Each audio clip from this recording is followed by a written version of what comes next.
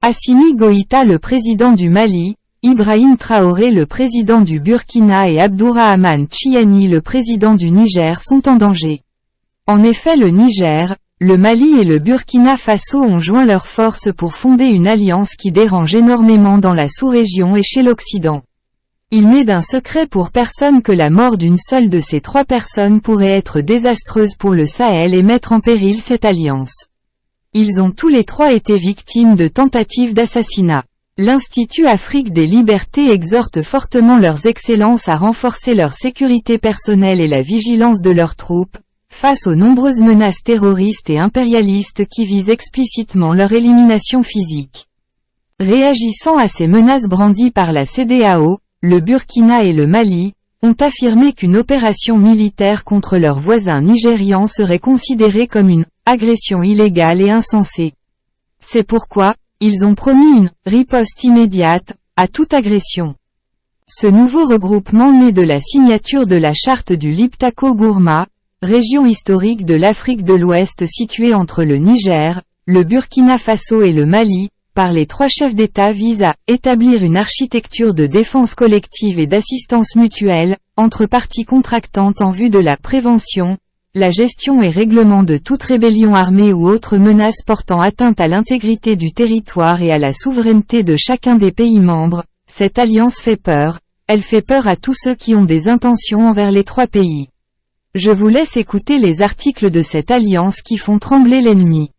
Article 1er. Par la présente charte, dénommée charte du Liptako-Gourma, les parties contractantes instituent entre elles l'Alliance des États du Sahel en abrégé AES. Article 4. Les parties contractantes s'engagent à lutter contre le terrorisme sous toutes ses formes et la criminalité en bande organisée dans l'espace commun de l'Alliance. Article 5.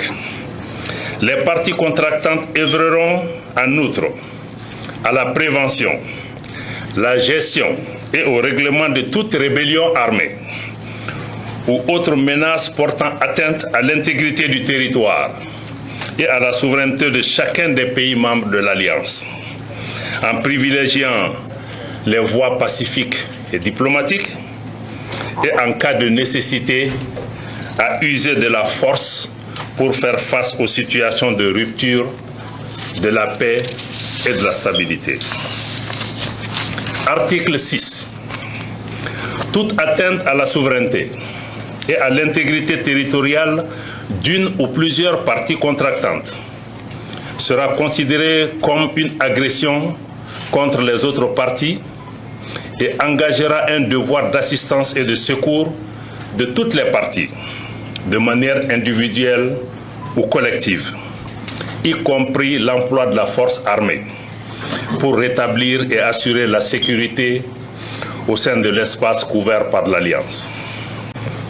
Article 8. Les parties s'engagent à ne pas recourir entre elles à la menace, à l'emploi de la force ou à l'agression, soit contre l'intégrité territoriale ou l'indépendance politique d'une partie.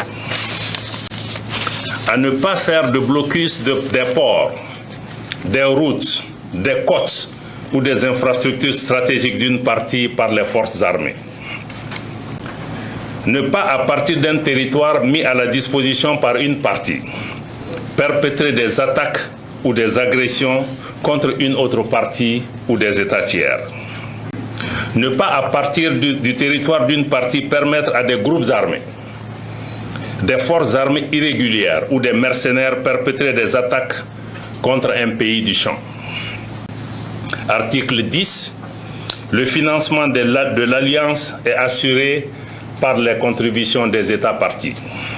Cette alliance sonne le début de la fin de cette CEDEAO qui ne cesse de défendre les intérêts d'un impérialiste.